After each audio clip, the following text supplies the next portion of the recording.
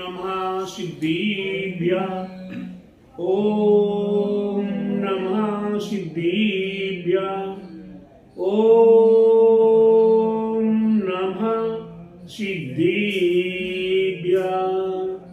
मंगलम भगवान वीरो मंगलम गोतिमोगणि मंगलम कुंदी कुंद्यार्यो जीनिधरिमोस्तु मंगलम शर्वे मंगल मांगल्यम शर्वे कल्याणी कारिकम प्रधानम शर्विधरिमानम जैनम जयतु शासिनम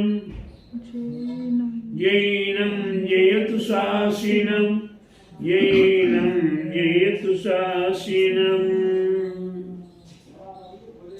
बोले समीचीन धर्म की जय, बोले विश्व धर्म की जय, श्री मानव धर्म की जय, श्री महावीर भगवान की जय, श्री 24 तीर्थंकर भगवान की जय, प्रतिष्ठित नेमी गिरी नेमी नगारी की जय। बोले दादसांगी जी ने वाणी माता की जय। बोले आचार्य गुरुवरी स्वाट परम तपस्वी वंचरी परम तिशी संत शिरोमणि 5 वर्ष की जल की त्यागी स्वतंत्र सेनानी ज्ञान वृद्धि तपो वृद्धि भय वृद्धि वात्सल्य मूर्ति आचार्य श्री स्वामी नेमी शंकर जी महाराज की जय। जी महाराज की जय। भव्य आत्माओं, आप जानते ही हैं कि कर्म कितने होते हैं। कर्म 8 होते हैं, ज्ञानावाणी दर्शनावाणी वेदनी मोहिनी आयु नाम गोत्र और अंतराय। ये 8 कर्म हुआ करते हैं। इन 8 कर्मों के अधीन ये संपूर्ण जगत संसारी प्राणी है। इन्हीं 8 कर्मों का आश्रव कर रहा है। आश्रव के उपरांत जीव और पुद्गल के साथ इन कर्मों का एक साथ तालमेल संगठन हो रहा है, बंद हो रहा है। और बंद होने के बाद प्यारे बंधु, अकेले बंदी ही नहीं होती, अकेले आश्रव ही नहीं होते। आश्रव होने के बाद बंद और बंद के साथ ये संबल हुआ करता है। आते हुए कर्मों को रोका जाता है और आए हुए कर्मों को निकाल अलग करने के लिए निर्जरा की जाती है। और निर्जरा करने के उपरांत निर्वाण की प्राप्ति होती है। प्यारे बंधुओं, ये कर्म हमारे आपके लिए आते हैं, रहते हैं, बनते हैं। बंधने के बाद जब ये निर्जरा को प्राप्त होते हैं, जब ये कर्म निर्जरा को प्राप्त होते हैं सुभाष जी, उस समय अपना विपाक फल देकर जाते हैं। ये सीधे नहीं चले जाते कर्म, आपके बंध गए हैं, बैठ गए हैं, रह गए आपके यहाँ। जाते जाते आपको ठोकरे मार मार के जाएंगे। जैसा कर्म हमने किया है, नीतिकार कहते अन्य ग्रंथों में भी मिलता है, जैसा कर्म करोगे वैसा फल देगा भगवान। भगवान नहीं देता फल, आपका स्वयं का किया हुआ फल आपको ही भोगना पड़ेगा। यह कर्म करती है, चाहे वो ज्ञानावाणी कर्म हो, चाहे दर्शनावाणी कर्म हो, चाहे अंतराय कर्म हो, चाहे वेदनी कर्म हो, और चाहे मोहिनी कर्म हो, चाहे गोत्र अंतराय कर्म हो, चाहे आयु कर्म हो। ये 8 कर्म जब करते हैं बड़ा अच्छा लगता है। क्या होता है? जब कर्म करते तो बड़ा अच्छा लगता है, आनंद आता है। लेकिन प्यारे बंधु, जब कर्म का विपाक फल मिलता है उस समय पे भोगा नहीं जाता, हाय हाय होता है, चिल्लाना होता है, घबराता है, तड़पता है, हाय बचाओ हाय बचाओ। उस समय पर कोई बचाने अभी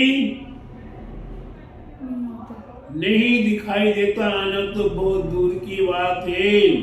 आपके कर्म आपको ही अकेले निपटना पड़ेगा।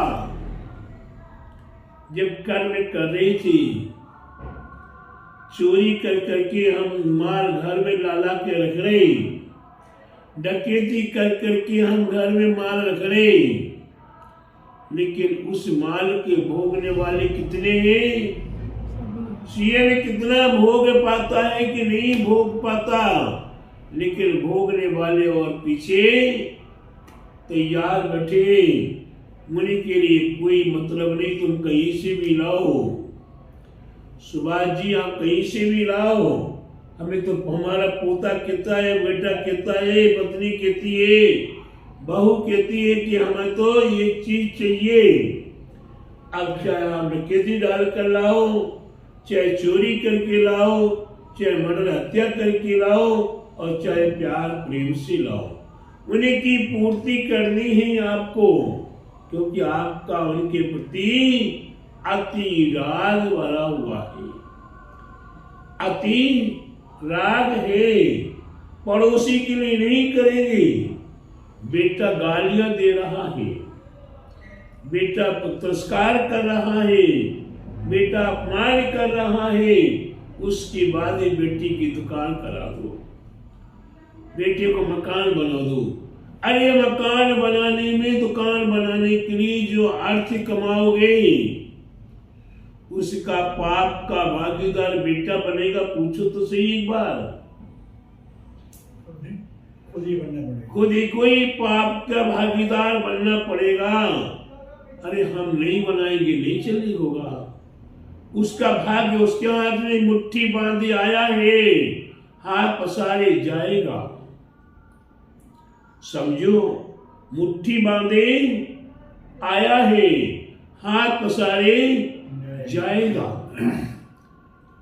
हम जब आए थे इस भूमि पर, जब जन्म लिया था तो अपने मुट्ठी बांध कर लेकर आए कर्म, हमारे शुभ अशुभ कर्मों को हम लेकर आए हैं, उसके अनुसार हमें मिलेगा। गिनीतिकारों ने कहा, बहुत अच्छी बात कही है, पूत सुपूत होए तो का धन संचय, अब पूत कुपूत होए तो धन का संचय। अगर पूत आपका सुपूत है, आपका पुत्र गुणवान है, तो आपकी संपत्ति, आपके विभव की उसे आवश्यकता नहीं। वो जंगल में खड़ा हो जाएगा, शमशान में खड़ा हो जाएगा, जहन्नम में खड़ा हो जाएगा, उसके बाद भी उसकी व्यवस्था आगे से आगे हो जाएगी। अब पूत कुपूत है, अगर पुत्र खराब निकल गया, चोरी जुआ वादी में लग गया है, उसके लिए कितनी धन इकट्ठा करके दे दो, वे हमेशा कहेगा बाप देखी क्या गया। उसे जुआ चोरी में, शराब में, मांस में, मदरा में, वेश्याओं में सारा धन फूंक देना है, तो आप काय का कारण बना के जाओगे? पुण्य का कारण बना के अपने को नहीं बनाया, हमने पाप का कारण बनाया। जो हमारे पुत्र कमी धन संपत्ति पकारे, वे सुख नहीं पाता है, वे सुख के कार्य नहीं करता, दुख के कार्यों को करता है। तो पिताजी ने और दादाजी ने और उसे पुत्र को निकम्मा बना के उसे विष्णु में लगा दिया। अगर उसके पास संपत्ति छोड़कर नहीं जाते, संपत्ति छोड़कर नहीं जाते, तो क्या होता? वे अपने कमाई करने के लिए, अपने आजीविका को चलाने के लिए वे कमाई करता, मेहनत करता, परिश्रम करता, उसमें उसका समय लग जाता, वे पाप से तो बचता। इसलिए पूत सुपूत होए तो धन का संचय, अपूत कुपूत होए तो धन का संचय। इसलिए प्यारे बंधुओं, पुराने लोगों को मैंने देखा, पुराने लोगों को देखा, मरते समय अपनी संपत्ति मंदिर की लिख के चली गई। ये मकान मंदिर को लिख दिया, ये दुकान मंदिर को लिख दी। बेटा बेटी क्या करे? अपने कमाओ अपने खाओ। तो अगर कमाओगे खाओगे तो ईमानदारी आएगी। आप कमाई पर विश्वास करो, बाप कमाई पर विश्वास मत करो। अगर बाप कमाई मिल जाएगी तो वह आपको दर्द नहीं होगा खर्च करने में। अगर आपकी कमाई हुई है तो आपको खर्च करने में क्या होगा? कष्ट होगा, तकलीफ होगी, परेशानी होगी। एक 3 प्रकार की कमाई का उदाहरण दिया है। एक आप कमाई, दूसरी बाप कमाई और तीसरी अड़ोस पड़ोस की कमाई। 3 प्रकार की कमाई आपके पास आती है। एक तो बाप कमाई हमारे पास तैयार है, बच्चा बचपन से सांस सुकत करेगा, ट्यूब लगेगा, बढ़िया बढ़िया खर्च करेगा। उसको कोई पता नहीं पिताजी हमें पैसा लाओ, हमें फलानी चीज लाओ, हमें गाड़ी लाओ, हमें ये लाओ वो लाओ।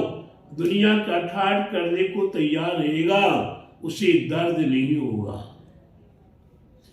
और पिताजी के पास से नहीं मिले, वो समाप्त हो जाए तो अड़ोस पड़ोस से, चाचा से, ताऊ से, बुआ से, नाना से, मामा से, यहाँ वहां से मांगेगा। जितना मिलेगा उतना खर्च करता रहेगा। और जो आप कमाई होगी, मेहनत करके कमाई करने का होगा, तो जहां 10 खर्च करने हुआ होगा वहां 1 खर्च करने का सोचेगा। ये मेरी स्वयं की कमाई है। जिस प्रकार से उदाहरण के रूप में आपके घर में 3 प्रकार का पानी मिलता है। एक तो वाटर टंकी का पानी,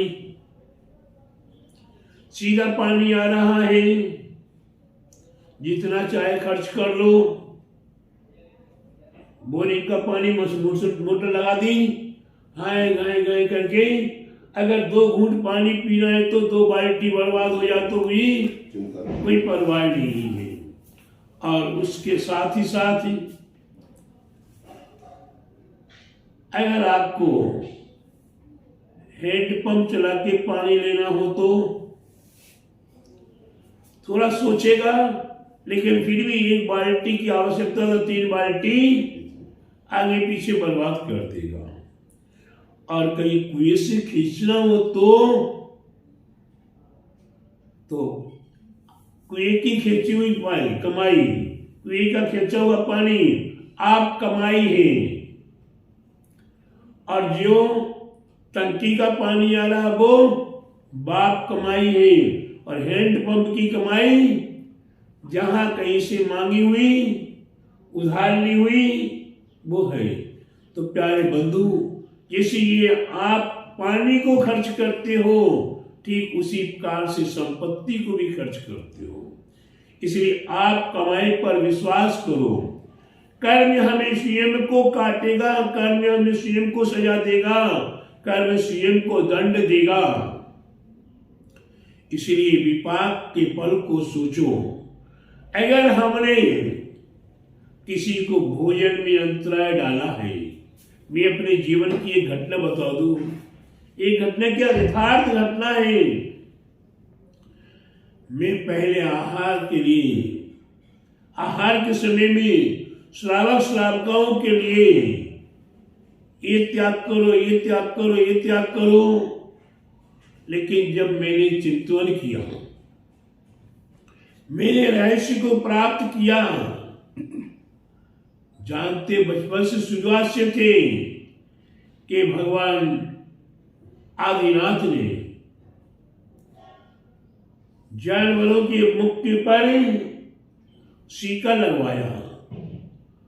उसके कारण उन्हें 6 महीने तक आहार नहीं मिला। 6 महीने का उपवास करके बैठे थे और 6 महीने तक आहार चर्या के लिए गए, लेकिन आहार नहीं मिला तो ग्रंथ ये कहता है कि उनने वो पशुओं का भोजन रोका था, इसलिए उन्हें भोजन प्राप्त नहीं हुआ। इसीलिए मैंने अभी अपने आप को परिवर्तित कर लिया कि आप जानो, आपका काम जाने। हमें आप दे रहे आहार तो मन शुद्धि, वचन शुद्धि, काया शुद्धि, आहार जल शुद्ध है। मैं आपको जबरदस्ती किसी भी वस्तु का त्याग नहीं कराएंगे। क्यों कि मैं जबरदस्ती आपको त्याग कराऊंगा तो मेरे लिए अंतराय बंद होगा। इसलिए अंतराय बंद से बचने के लिए हम अपने आप को परिवर्तित किए। ठीक उसी प्रकार से प्रत्येक व्यक्तियों को विचार करना है कि दान, लाभ, भोग, उपभोग और वीर आदि में हमारे द्वारा कभी किसी को अंतराय न होने पाए। अन्यथा हर व्यक्ति दान में भी अंतराय करता है। किसी को लाभ हो रहा हो, राकेश बाबू, किसी को कोई लाभ हो रहा, ये काम करेगा उसे लाभ होगा, तो किसी को मन में होता कि यार इसको क्यों लाभ हो, इसमें टांग अड़ा दो, तो वह लाभ अंतराय करने। किसी को भोग, उपभोग, वीर आदि की प्राप्ति हो रही है, खाने पीने को मिल रहा है, मकान मिल रहा है, वस्त्र आभूषण मिल रहे, तो कैसे इसमें अभाव करूं, कैसे उसमें रोकूं, तो वह अंतराय करने। तो ये विपाक फल जब हमें आएगा, जब हम आहार लेते हैं। एक छोटा सा बाल आ जाए तो आहार में अंतराय आ जाता है। दान देने वाले को